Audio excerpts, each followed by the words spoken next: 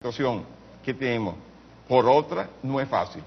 Si hubiera sido así, en estos últimos 20 años que se ha estado hablando de diferentes componentes, ya hubiera habido una especie de impulso de algún otro tipo de energía que fuera capaz de hacerle competencia, entre comillas, a los hidrocarburos. Pero no se ha manifestado así, y creo que no es por una cuestión de inversiones, sino por un concepto que, como usted lo sabe, es el de la tasa de retorno energética. Esa tasa de retorno energética dice cuánto energía inviertes en obtener energía y cuánta energía sacas una vez obtenida esa energía.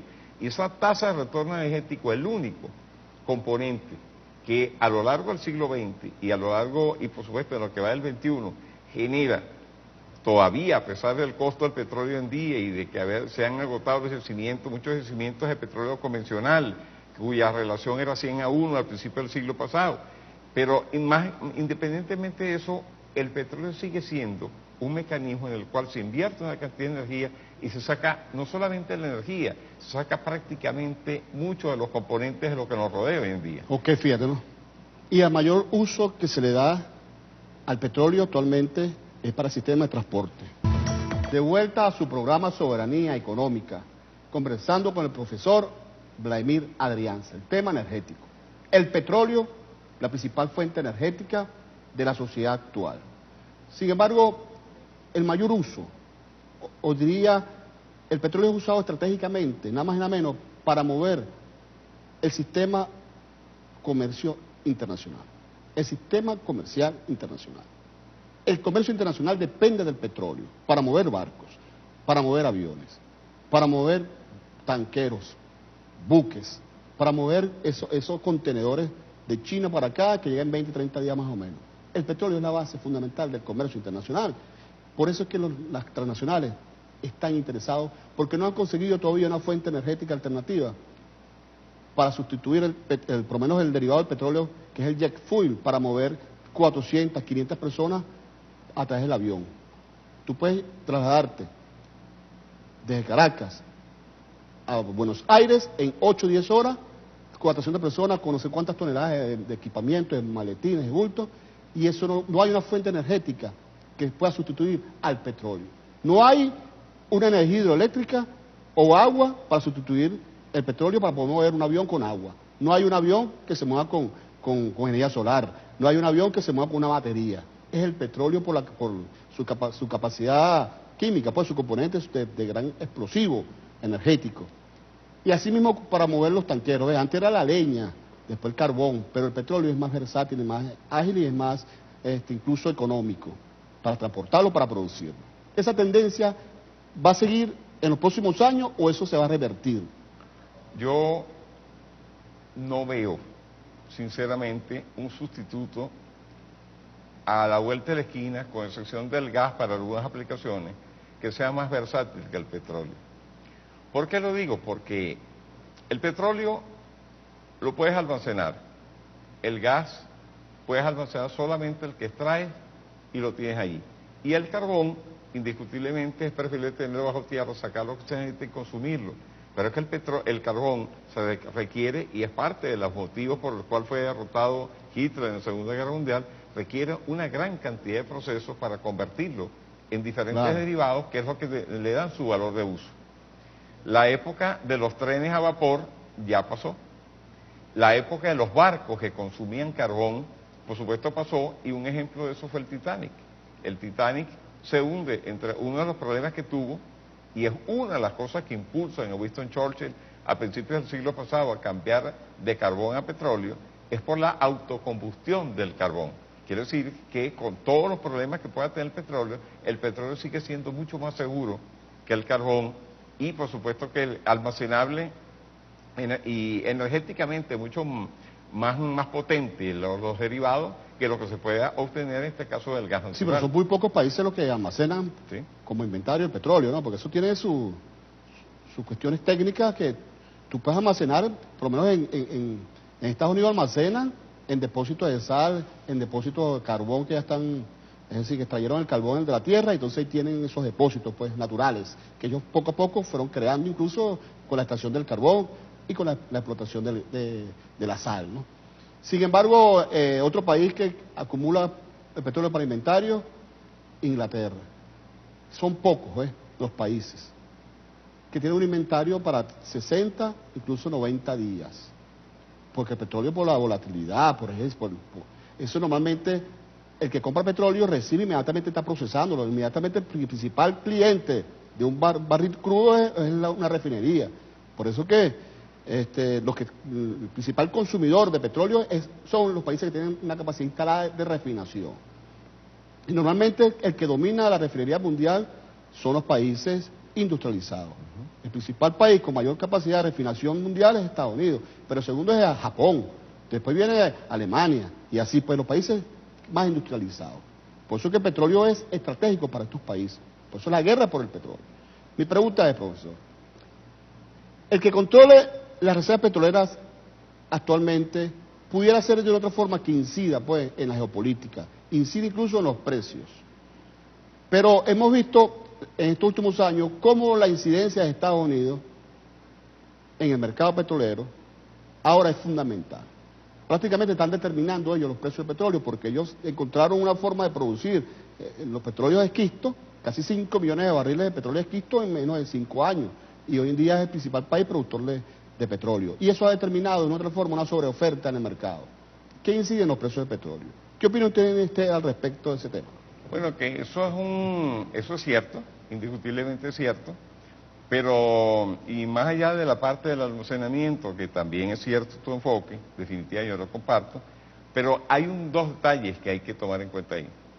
El petróleo de esquistos, ese hidrocarburo que se saca de los esquistos, va a tener, de acuerdo a estadísticas de la Agencia Internacional de Energía, va a llegar a su cenit petrolero entre el año 2019 y 2020. Eso significa menos de 10 años, por decirlo así, de que se haya iniciado el boom de los esquistos en Estados Unidos, que es el principal mercado petrolero del planeta, y que ya van a llegar a ese nivel. Estados Unidos producía petróleo convencional desde el año 1859, que se consiguió los yacimientos de Titusville, y vino alcanzando su cenit de petróleo convencional en los años 70, cuando se produjeron también otros elementos dentro de la economía norteamericana y mundial. Pero ¿qué sucede? Está llegando en 10 años y está causando un impacto ambiental de proporciones colosales. No solamente eso, la producción de los esquistos está por encima de los $45 barril y sigue siendo negocio. El costo de producción, el costo de producción. El costo de producción. Y sigue siendo un negocio, ¿por qué? Porque traerlo del Medio Oriente a los Estados Unidos cuesta mucho más que eso. Sacarlo de Irak a flor de tierra, fíjate que digo Irak, estamos hablando de $20 barril. Sacarlo de Arabia Saudí es hasta menos. Pero definitivamente traerlo desde el Medio Oriente al principal mercado consumidor, por supuesto da al menos $45-50 barril. Ahora, ¿cuál es la jugada que ha hecho Barack Obama? Barack Obama ha puesto en su oferta electoral en el año 2008, puso el hecho de que ellos iban a depender menos del petróleo importado, iban a desarrollar otra fuente de energía. Tuvo varias fallas en esa política. La primera fue lo que sucedió en el Golfo de México con BP. Indiscutiblemente se dieron cuenta que las tecnologías que estaban usando no eran suficientes, no eran adecuadas, no podían producir lo que ellos creían que podían producir y produjeron un desastre ecológico de proporciones escalofriantes, diría yo, que solamente con los dispersores terminaron medio acomodando el gran desastre que produjeron. El segundo caso donde fallan es cuando intentan extraer de la reserva de Alberta de Canadá los bitúmenes y se dan cuenta que desde el punto de vista de costo y desde el punto de vista del impacto ambiental hubiera sido espantoso también. Falla con el caso de las energías alternativas porque no logran las energías alternativas y también compitiendo con el lobby petrolero desarrollarse a los niveles que hubieran planteado, y entonces cuando saca lo de la política de los esquistos, que ha acabado con todo lo que es los reservorios de agua potable, dulce. Sí, del para medio alcanzar oeste un de los objetivo Estados Unidos. fundamental que era posicionar, poner de rodilla a la OPEP. Yo creo que en este Exacto. momento la OPEP ha perdido una cierta incidencia o influencia en el mercado petrolero internacional. Sin embargo, vamos a hablar de ese tema después que regresemos al corte comercial. Continuamos con su programa Soberanía Económica, conversando sobre el tema del mercado energético mundial. Estamos con el profesor Vladimir Adrianza. Sin embargo, quedábamos, profesor, en el tema del papel que está jugando los Estados Unidos actualmente en ese sistema energético. Bueno, el punto fundamental acá, por eso nos paseamos por toda esta serie de elementos, es que para los Estados Unidos es importante ahorita golpear a los principales países que representan para ellos, dentro de sus análisis de escenario, representan una alternativa, no, un enfrentamiento, por decirlo así, con esos países. El caso concreto es China y Rusia, pero China no tiene petróleo, salvo las reservas de esquisto que tiene, y al parecer no las quiere explotar por el impacto ambiental. Pero los rusos, estamos hablando de que tienen el 34% de los recursos mundiales de todo tipo de cosas. Y dentro de ese elemento es el petrolero. Pero es que los Estados Unidos ha definido tanto a China como a Rusia, en este caso como prácticamente sus adversarios y sus enemigos geoestratégicos. Y por supuesto, todos aquellos países que de alguna forma tengan, estén enfrente, por decirlo así, de lo que son las pretensiones de los Estados Unidos, la hegemonía de los Estados Unidos, por supuesto, se ven atacados con eso, y en este caso el nuestro.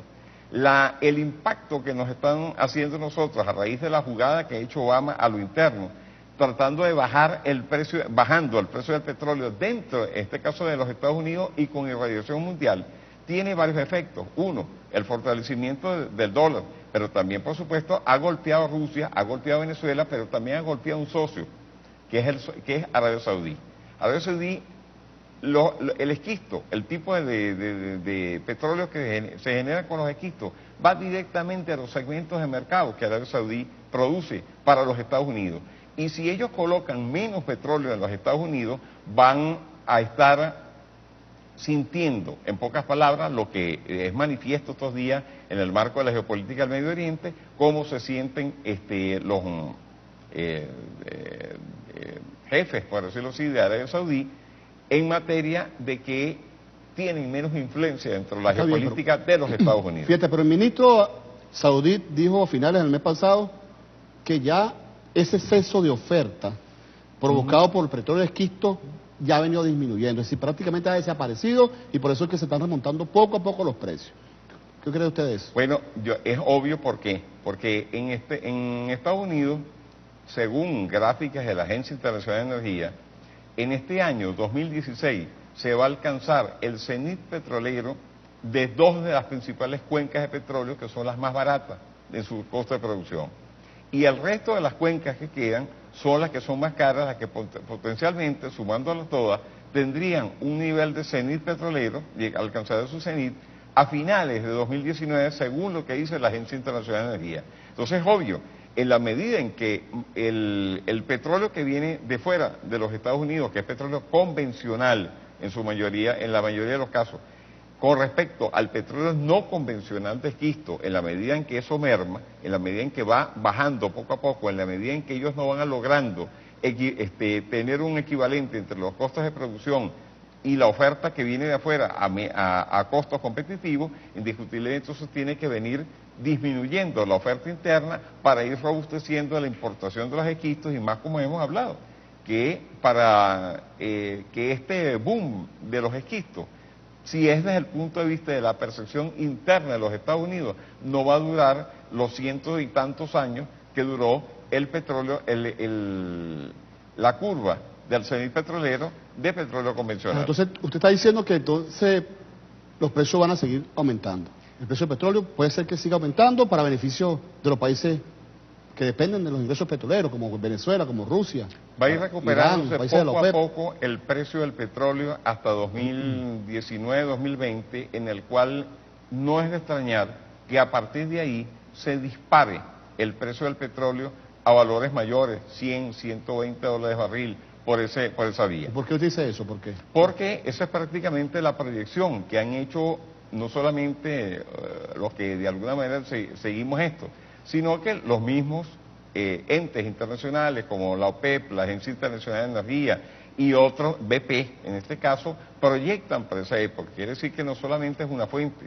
Por ejemplo, el caso concreto del CNI de petróleo no convencional en los Estados Unidos, tanto la OPEP como la Agencia Internacional de Energía coinciden en su pronóstico. Pero aquí vino un profesor y dijo que el petróleo dentro de poco prácticamente no va a seguir cumpliendo esa función de energético principal del mundo, que la tendencia es otra. Bueno, Rockefeller empezó a decir hace unos meses atrás que ellos van a cambiar sus inversiones a otras fuentes no renovables. Eso por supuesto es respetable porque estamos hablando de una familia que ha hecho todo su ingreso con lo que es la industria del petróleo. Pero hay que tomar en cuenta que esa cantaleta vienen diciéndola desde los años 90 con el caso del hidrógeno. En el hidrógeno se hablaba de que iban a sacar... También, pero eso lo está diciendo incluso actores nuestros, actores de la izquierda, que criticaban contundentemente la política de Justi, de la sobreexplotación y la sobreproducción del petróleo con la finalidad indistintamente de los precios. Pero hemos visto aquí que si, hablando de esos términos, que la mayoría del petróleo que tenemos nosotros como reserva probada, eso se va a quedar allí porque poco a poco la tendencia es otra. Mira, yo cuando lo vea, lo creo. ¿Por qué? Porque en una conversación que yo tuve con un señor llamado Nabotna Nakinosevich en el año 2003, me acuerdo de eso, en un congreso en que asistía allá en Argentina, él me dijo que el problema de sustituir el petróleo por cualquier otra cosa, no importa el nombre que le podamos, tenía que ver con el costo de la infraestructura a nivel mundial que había que hacer para poder a funcionar una alternativa en materia energética. El petróleo es el que maneja a nivel internacional, o sea, el concepto de lo que es el negocio petrolero, es lo que maneja el concepto energético, químico, petroquímico y militar, que eso es otra cosa que definitivamente tiene mucho que ver. Mire, usted puede tener un portaaviones que tenga energía, se impulse con energía nuclear, mueva sus motores y genere su energía eléctrica, pero no se levanta ni un solo avión si no tiene gasolina para avión, pues. Jet fuel. Porque si se cae ese avión es una bomba atómica. Y ni que hablar del hecho de toda la química del petróleo que lleva todos los mecanismos de bombardeo y todos los componentes internos del avión. Entonces, estamos hablando de una materia prima, la cual no solamente es una materia prima para fabricar cosas, sino que es un componente energético y algo más que hay que decirlo, que sigue siendo el centro de las finanzas a nivel del mundo. ¿Y la OPEP? ¿Cuál es el papel de la OPEP en este juego geopolítico? Actualmente como grupo, vemos que Estados Unidos controla Irak, controla Libia, controla Gabón, controla Kuwait, Qatar, ¿ves? Controla varios países miembros de la OPEP. Nigeria, de cierta forma, controla. Entonces, ¿realmente la OPEP está determinando algo actualmente? ¿Qué pasa allí? La OPEP produce algo así como 30 millones de barriles, perdón. Diarios, sí. 30 millones de barriles diarios. Eso es equivalente a la suma de lo que produce Estados Unidos, Rusia y Arabia Saudí. O sea, es más, producen esos tres más que la OPEP en su conjunto. Quiere decir que la influencia desde el punto de vista del suministro de la OPEP no puede ser, es apenas un tercio de lo que es la oferta mundial y el consumo, más que la demanda es el consumo mundial diario. Por supuesto, se ve debilitada en ese sentido, pero también es interesante ver cómo meses pasados todo lo que Rusia se acerca por primera vez en la historia a conversar con factores de la OPEP para tratar de buscar un equilibrio en el mercado petrolero mundial, un equilibrio de los precios, lograr un repunte de los precios, algo que no había sucedido yo creo que nunca. Definitivamente yo no tengo información histórica que diga que eso sucedió alguna vez. Y el hecho es de que sí se ve en el fondo, que más allá de muchos elementos, la OPEP tiene un papel. Tal vez no será el papel que nosotros hemos acostumbrado a ver en la OPEP, que bajaba los precios del petróleo, el resto los demás bajaban y tal y qué sé yo, se sustentaba o subía la oferta o bajaba la oferta y controlaba el precio. Pero la política petrolera venezolana sigue atada a los intereses de la OPEP. Es interesante. Nosotros vamos y insistimos en que la OPEP recorte la producción, insistimos en los países de la OPEP que recorte la producción y ellos simplemente, muchos se han negado, incluso Arabia Saudita, y fue que estos meses se acordó, bueno, mantener la producción. Sin embargo, nosotros hemos insistido que es necesario bajar la producción para incrementar los precios, porque realmente la revolución, dolorosamente Venezuela, depende de los petrodólares que vienen, porque nosotros aquí prácticamente producimos muy poco, pues, de lo que consumimos. 30% de lo que consumimos y lo generamos en nuestro país, pero el otro 70% no importamos, y se importa con dólares. ¿Y quién ingresa los dólares al país? La industria petrolera. 96% de las divisas que entran al país lo genera la industria petrolera, que la controla el Estado. Entonces nuestro país necesita que el precio del petróleo se incremente. Por el contrario, Arabia Saudita ha dicho, no, nosotros no podemos bajar la producción porque el enemigo es Estados Unidos y sus esquistos. Pero ya el país árabe, el ministro saudí dijo el mes pasado, no, ya esa sobreoferta está disminuyendo, ya se está estabilizando el mercado y en ese equilibrio se está alcanzando, los precios están remontando poco a poco. Pero realmente actualmente a Venezuela le conviene seguir en la OPEP o salirse de allí, porque también hemos escuchado a varios de los nuestros decir eso. Mira, yo no soy partidario de romper la OPEP. Te lo tengo que decir hasta de una manera coloquial. ¿Por qué? Porque Venezuela es uno de los países que ha formado la OPEP. Venezuela, la herencia del presidente Hugo Chávez es el sostenimiento, el fortalecimiento de la OPEP. La política del presidente Nicolás Maduro ha sido buscar refuerzos a la OPEP, valga la intermediación que hicieron en meses pasados para tratar de que se conversara entre la OPEP y Rusia y se recuperaran los precios del petróleo. Y yo sí creo que hace falta a nivel mundial, más que un mecanismo de competencia, hace falta un mecanismo de referencia que probablemente, más adelante es probable que la OPEP se amplíe ese foro o dé origen a otro elemento más, pero nunca desde el punto de vista de la competencia individual de cada uno de los países, pese a el impacto que la geopolítica o la política exterior desarrollada por los Estados Unidos ha causado en todos los casos que tú acabas de citar. Eso es muy cierto. Yo no soy partidario de irnos a dar nosotros el primer paso para terminar de romper la OPEP. Nunca estuve de acuerdo con lo que hizo Justi, definitivamente con aquello del Club de los Pinochos. Nunca estuve de acuerdo con eso y nunca estaría de acuerdo que Venezuela, que es un país que tiene el bemol que tú acabas de decir, fuera el primero que vaya a romper algo que de alguna forma debe ir ayudando a reconstruir la esencia de la OPEP, que era la defensa de los precios, que se ha visto golpeada simplemente también por lo que tú acabas de decir. Arabia Saudí siente que pierde influencia geopolítica entre los Estados Unidos con la producción de los esquistos y ha bajado su precio para hacer que esa industria prácticamente salga de competencia, o sea, deje de ser competencia a los petróleos que ellos producen, que no solamente es a lo que ellos producen desde el punto de vista del mercado, sino es prácticamente el pacto que hizo Abdelaziz Ben Saud en el año 1944 con Franklin Delano Roosevelt, lo que acerca la geopolítica en este caso, de ese reino llamado Arabia Saudí con los Estados Unidos de América. Eso definitivamente es así. Particularmente, yo no soy partidario de que Venezuela vaya a dar el primer paso, porque más bien creo que nosotros no estamos en condición de fuerza para poder hacer eso. Ok, muy bien. Muchas gracias, profesor, por haber venido al programa. Gracias sin embargo, por la invitación. Claro, sin embargo, quisiera hacerle el regalo de estos dos libros. La gerencia social política, nueva racionalidad de la gerencia petrolera venezolana rumbo al socialismo del siglo XXI.